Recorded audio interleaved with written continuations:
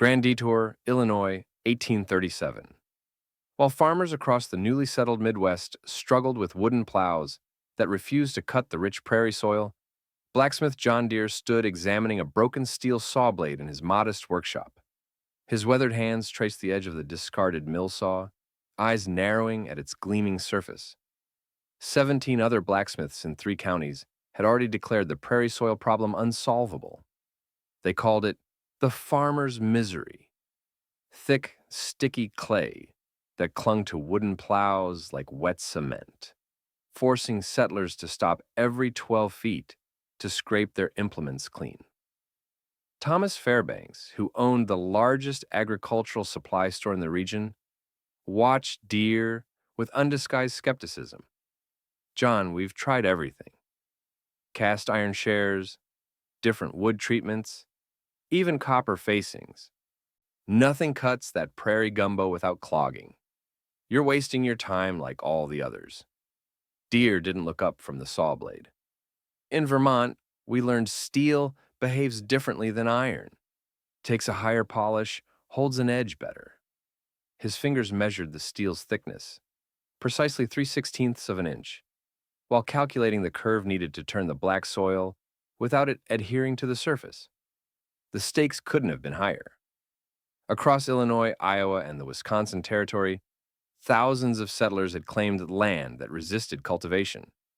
The average farmer could plow barely 1.3 acres per day, stopping 46 times per hour to scrape clay from wooden moldboards. The prairie's fertile potential remained locked beneath a surface that defeated every traditional plow design Eastern farmers had brought west. Wooden plows worked fine in New England, insisted William Parlin, an established plowmaker from Canton. "The problem isn't the plow, it's this hellish soil. No man can make a plow that won't clog in this sticky mess." Outside Deere's workshop window stretched acres of unbroken prairie. Settler cabins dotted the landscape, but around them, only small patches had been successfully cultivated. Families who had journeyed hundreds of miles with dreams of abundant wheat harvests found themselves fighting an exhausting daily battle against soil that seemed to actively resist human efforts. Jacob Miller, who farmed 80 acres south of Grand Detour, leaned his failed wooden plow against Deere's workshop wall. Its wooden moldboard was wrapped with sheet iron that showed deep scratches from continual scraping. "Broke 3 oxen teams this season, fighting this plow through my south field. Barely got 8 acres planted before giving up." Agricultural experts from Eastern colleges had declared the prairie soil fundamentally different from anything previously encountered. Its composition, 42% clay, 31% organic matter, and 27% fine sand, created a surface tension that adhered to wood with remarkable strength. The standard wooden plow required a draft force of 460 pounds to move through prairie soil, compared to 300 pounds in eastern soils. Deere laid the steel saw blade across his anvil and began heating it in his forge. The temperature reached precisely 1850 degrees Fahrenheit before he hammered the first curve into what would become a revolutionary moldboard. "Steel polished to a mirror finish won't hold soil," he explained to Miller, who watched with doubtful eyes. "Water beads on smooth surfaces rather than sticking. Soil might behave similarly." Professor Ezra Williams from Hamilton College had published a definitive study just 6 months earlier, concluding that prairie soils represent a permanent impediment to large-scale cultivation, and recommending settlers either adapt to limited farmland or move elsewhere. His analysis showed that a farmer needed 3.7 times more draft animals to plow the same acreage as in New England's soils. Deere worked through the night, shaping the salvaged saw blade into a plowshare with a distinctive curve and highly polished surface. By morning, he had created something that looked nothing like the heavy wooden plows that had failed across the Midwest. It was lighter, sharper, with an angle of exactly 43 degrees on the moldboard that he calculated would turn soil away rather than allowing it to adhere. "Looks too flimsy," Fairbanks declared when he saw the finished product. First prairie stone will snap it clean off. Maybe, Deere replied, running a cloth across the mirrored steel surface one final time. Or maybe this is what turns Prairie into the nation's breadbasket. John Deere arrived at Lewis Crandall's farm before dawn, the polished steel plow secured in his wagon. Crandall had offered the most challenging section of his property, 18 acres of virgin prairie that had defeated every previous plowing attempt. The morning light caught the plow's surface, sending flashes of brilliance across the dew-covered grass. 5 neighboring farmers had gathered to witness what most considered a foolhardy demonstration. "That's your miracle plow?" Samuel Jenkins laughed, pointing at the thin steel construction. "Looks like you took a lady's mirror and bent it out of shape." Deere positioned the plow carefully, attaching it to Crandall's strongest team of oxen. The design represented a radical departure from conventional wisdom.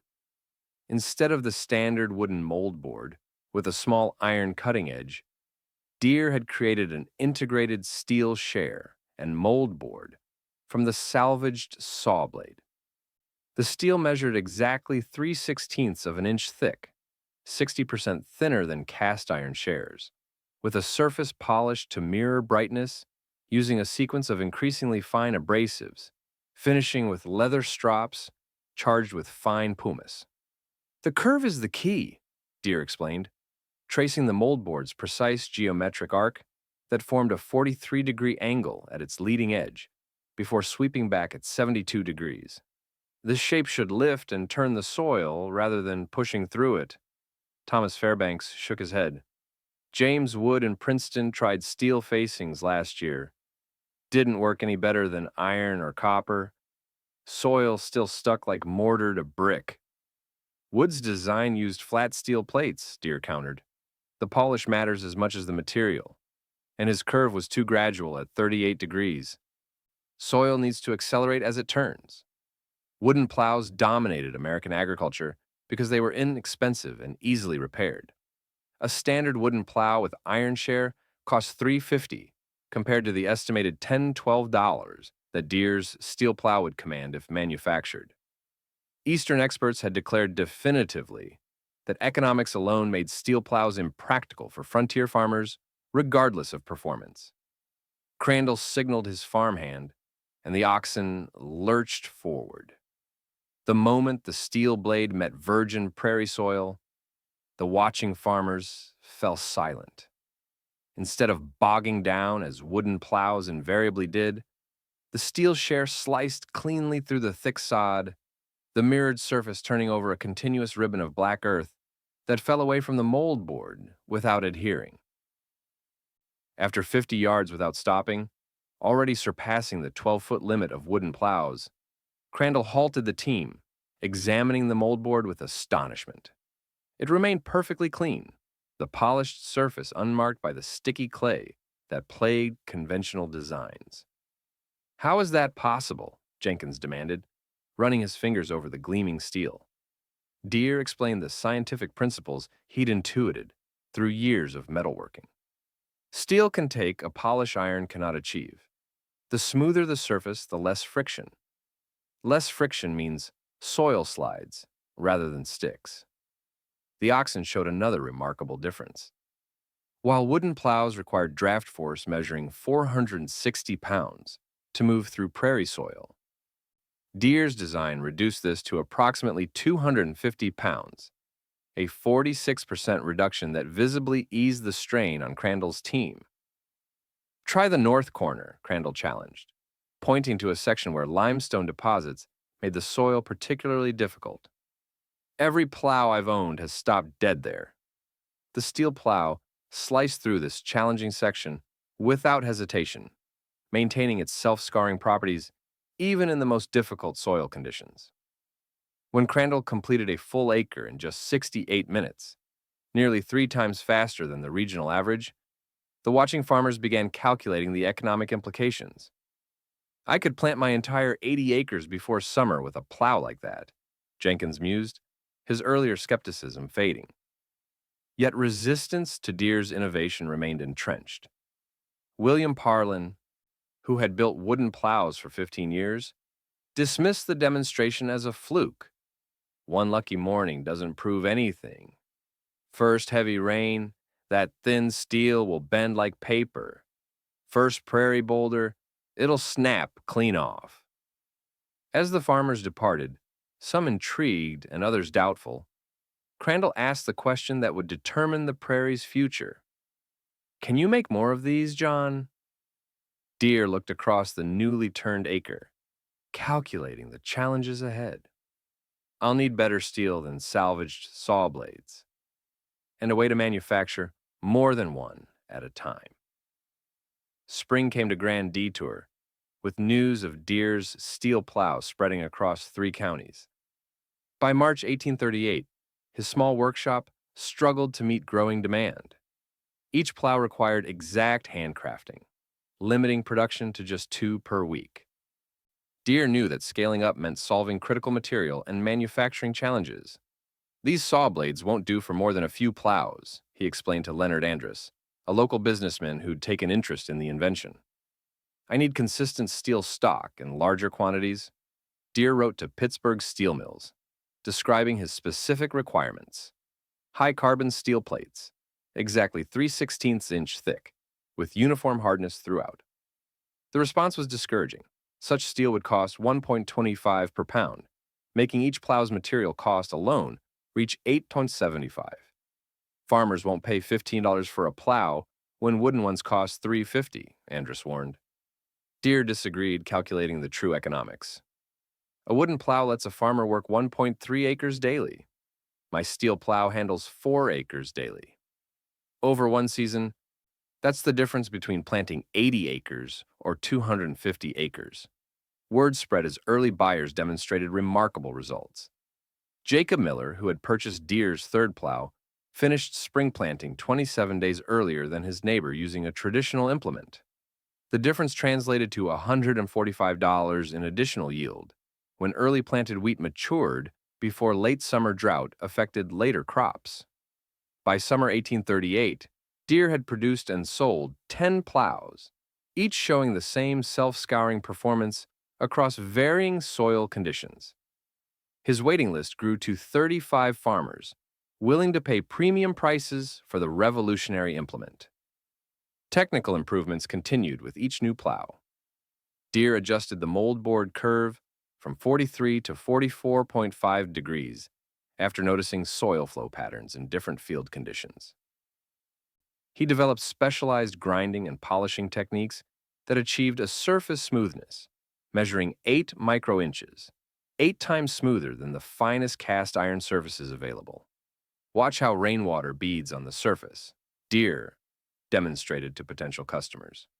That's how soil moves across it too, rolling off rather than sticking.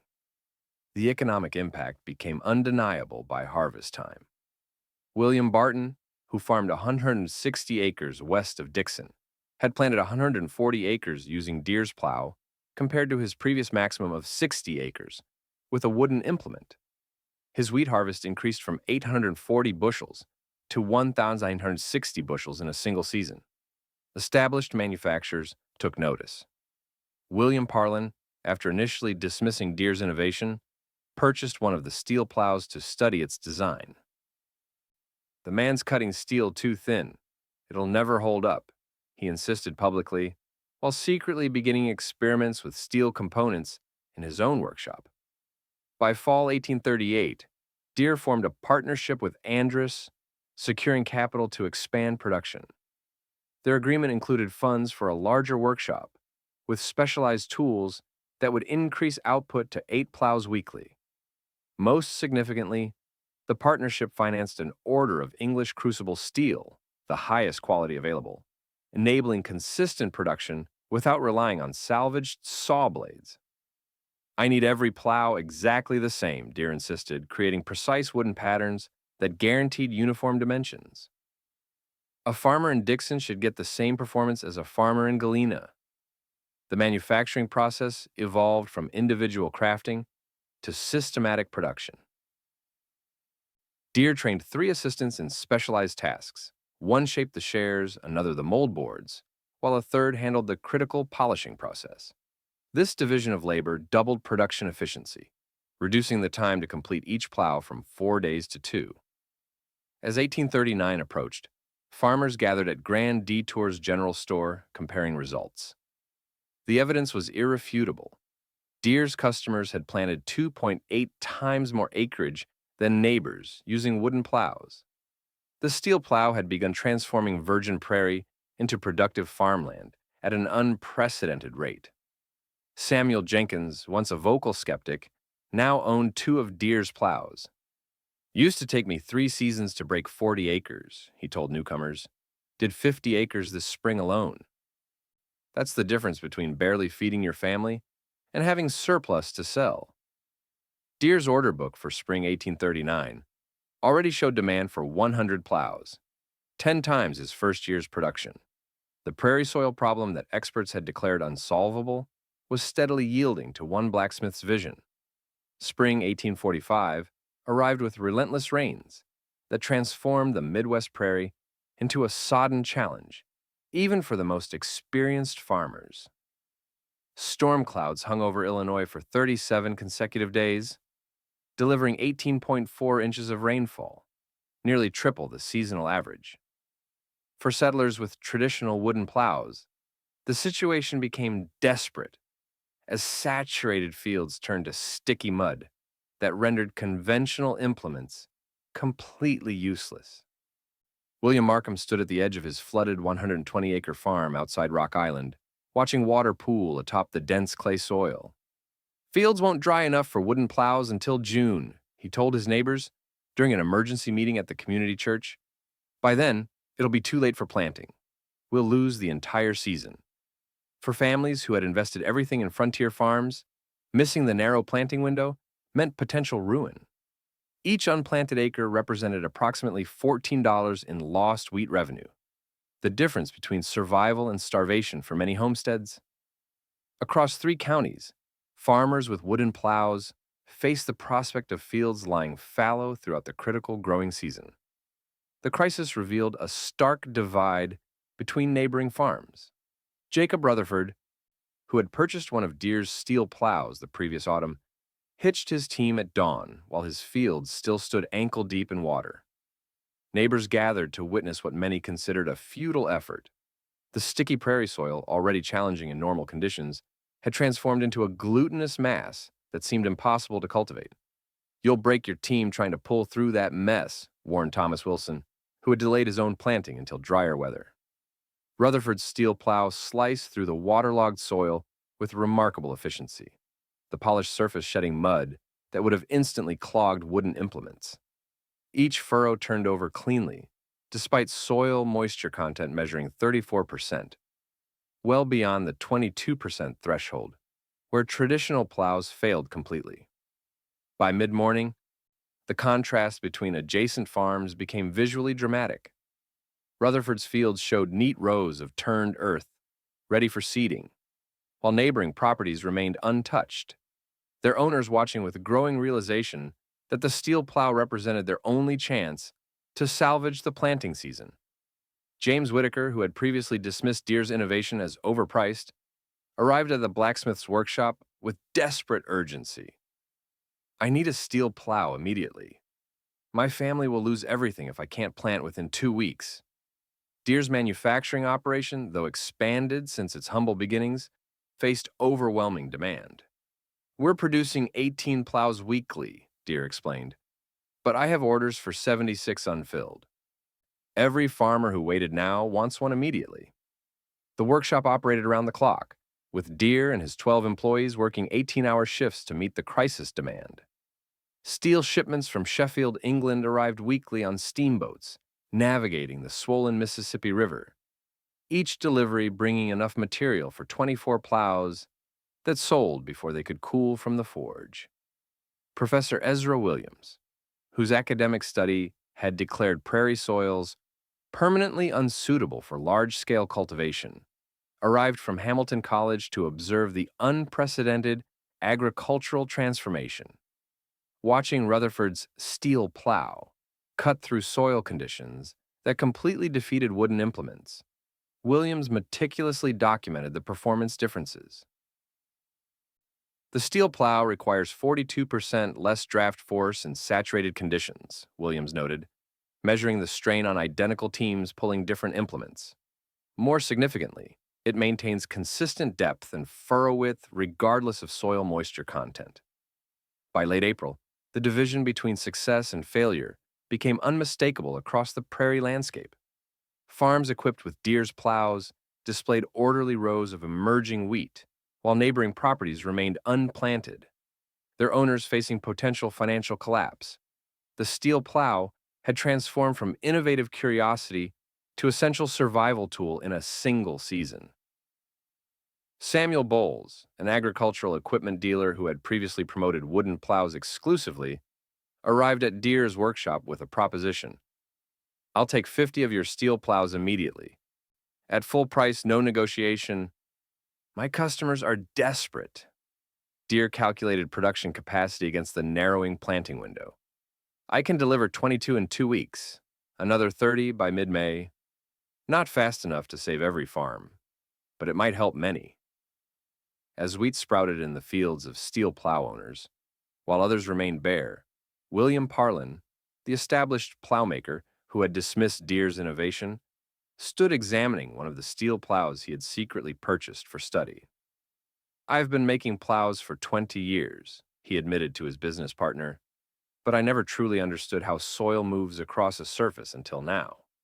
The unprecedented spring rains had delivered the ultimate validation of Deere's design principles. Under conditions that rendered traditional implements completely useless, the self-scouring steel plow had transformed potential disaster into productive farmland, forever changing the future of prairie agriculture. Autumn 1845 brought harvest results that transformed John Deere from innovative blacksmith to agricultural revolutionary. Across the Midwest, the steel plow's impact translated into measurable economic prosperity. Farms using Deere's invention reported wheat yields averaging 22.4 bushels per acre, compared to 14.8 bushels on properties cultivated with wooden implements, a 51.3% productivity increase that dramatically altered frontier economics. Deere recognized that his small Grand Detour workshop could no longer meet exploding demand. "We've outgrown this location," he explained to Leonard Andrus while reviewing their ledger. "Last year we built 400 plows and still had orders for 600 more unfilled." In February 1846, Deere made the momentous decision to relocate operations to Moline, Illinois, where the Mississippi River would provide both water power for expanded manufacturing and transportation access to distant markets. The new factory, constructed of locally quarried limestone, measured 60 feet by 120 feet, 12 times larger than his original blacksmith shop. "This isn't blacksmithing anymore," observed Thomas Wilson during a tour of the factory site. "You're building a manufacturing enterprise." Deere's production methods evolved from artisanal to industrial. The factory incorporated specialized machinery that standardized each manufacturing step: mechanical hammers that shaped consistent mold boards, grinding wheels that maintained precise curvature, and polishing machinery that achieved mirror finishes impossible with hand methods. These innovations reduced production time per plow from 2 days to just 4 hours, while improving consistency. "Every plow performs exactly like every other," Deere insisted, inspecting a row of identical implements. "A farmer in Minnesota should get the same results as a farmer in Illinois." The visual transformation of the Midwestern landscape became striking, even to casual observers. Steamboat passengers traveling the Mississippi reported seeing the frontier change character entirely. From scattered clearings surrounded by untamed prairie to vast geometric patterns of cultivated wheat fields stretching to the horizon. In Iowa County alone, land under cultivation expanded from 14,128 acres in 1843 to 68,450 acres by 1847, a 362% increase directly attributed to the steel plow's efficiency. William Parlin, once Deere's staunchest critic, abruptly abandoned wooden plow manufacturing in spring 1846. "The future belongs to steel," he announced, converting his entire operation to produce implements based on principles Deere had pioneered. Within 18 months, every major agricultural implement manufacturer across the Midwest had followed suit, rendering wooden plows obsolete almost overnight. Professor Williams returned to document the agricultural revolution he had once declared impossible. His systematic field studies measured precisely how the steel plow had transformed prairie farming economics. Breaking new ground required 46% less draft animal power, increased plowing speed by 277%, and enabled a single farmer to cultivate 3.4 times more acreage.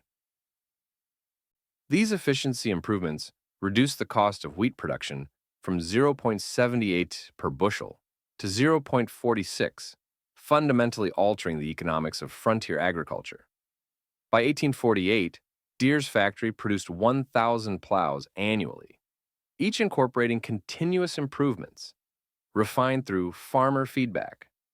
The moldboard curve evolved from the original 44.5 degrees to 46.3 degrees at the leading edge, optimizing soil flow patterns identified through field testing. Steel quality improved with metallurgical advances, creating plows that maintained their polish through multiple seasons of use. What we're witnessing isn't just a better tool, declared James Whitaker during an agricultural society meeting. It's the conversion of impossible prairie into America's breadbasket. The economic impact rippled throughout the frontier economy. Railroad companies accelerated westward expansion, confident that newly productive farmland would generate freight for eastbound shipment. Land prices in areas previously considered marginal for agriculture tripled between 1845 and 1850, reflecting the steel plow's ability to transform challenging soil into productive farmland. In spring 1849, Deere's factory completed its 10,000th steel plow, a milestone celebrated throughout agricultural communities that had witnessed the transformation of their landscape and livelihoods. The implement that experts had dismissed as too flimsy and impractical had permanently altered American agriculture. When I first saw that polished steel slice through sticky prairie soil, Samuel Jenkins recalled during the celebration, I knew I was watching the impossible become possible. What I couldn't imagine was how completely it would change everything about frontier life. Deere, examining the commemorative 10,000th plow with its polished steel surface still reflecting the same principles as his first crude prototype, offered a simple assessment. Steel wasn't just stronger than wood, it understood how soil behaves. Moline, Illinois, 2023. Agricultural historians gather at the John Deere Pavilion, where a perfectly preserved steel plow from 1838 rests in a climate-controlled display case. The implement's mirror-polished surface still reflects light with remarkable clarity, its moldboard curve demonstrating the same principles that transformed American agriculture nearly 2 centuries earlier. Dr. Elizabeth Chen, materials scientist from MIT, examines the artifact with specialized equipment that maps its molecular structure at 10,000x magnification. What's remarkable, Chen explains to assembled journalists, is how perfectly Deere intuited principles we only scientifically understood a century later. The molecular alignment of the steel's surface, created through his hand polishing methods, reduced friction coefficient to 0.134, almost identical to modern implements using space-age coatings that achieve 0.128. The steel plow's revolutionary impact created measurable changes to American geography and economy that persist today.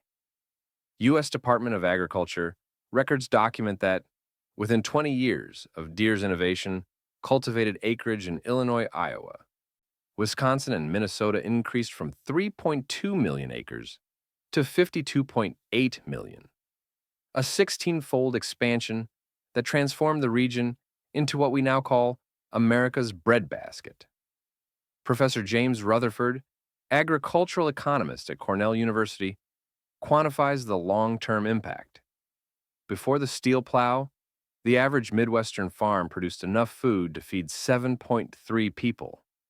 Within a generation, that figure jumped to 33.8 people.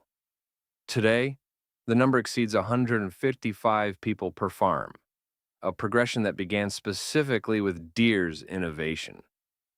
Archaeological excavations across the Midwest have unearthed hundreds of abandoned wooden plows, their moldboards still bearing the scars from continual scraping of sticky soil.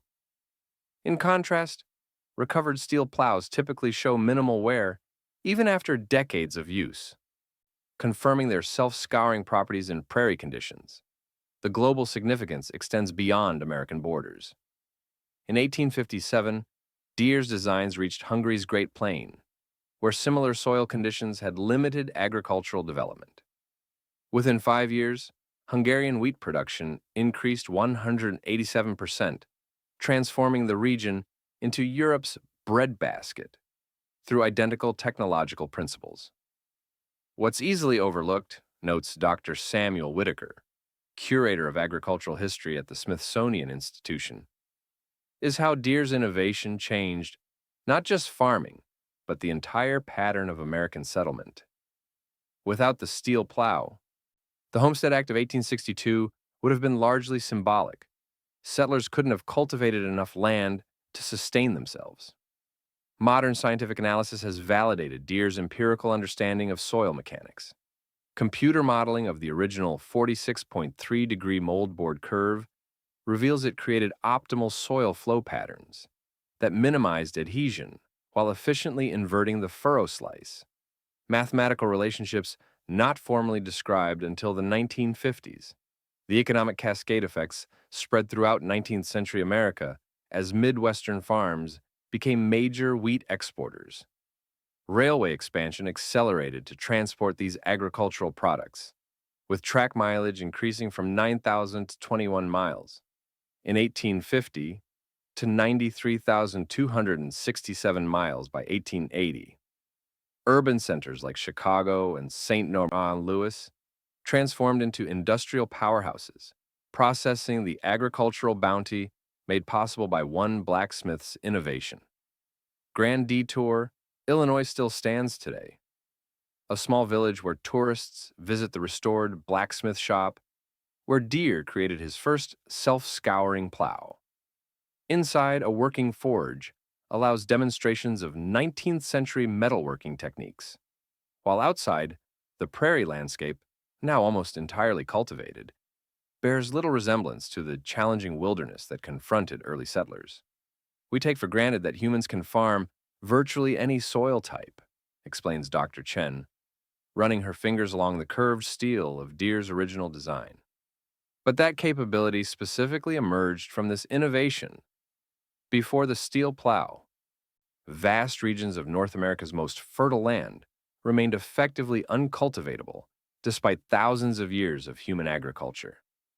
Modern metallurgical analysis reveals that Deere achieved surface hardness of 58 Rockwell C through intuitive heat treatment methods, nearly identical to contemporary high-performance agricultural implements. The precise curve of his mold board, when digitally modeled, demonstrates fluid dynamics principles that wouldn't be mathematically described for another century. Perhaps most remarkably, core elements of Deere's 1837 design persist in contemporary agricultural equipment. Modern plows still maintain the self-scouring principle, the precise mold board curvature, and the importance of surface finish that Deere discovered through practical experimentation. While materials have evolved from English crucible steel to advanced alloys, the fundamental insights about how soil moves across a curved surface remain unchanged. What Deere understood, concludes Professor Rutherford, watching a massive modern tractor pull a 16-bottom plow across Iowa farmland, visible from the museum windows, was that impossible challenges often require rethinking basic assumptions rather than incrementally improving existing tools. The prairie wasn't unconquerable. It simply required a different approach than any expert had considered.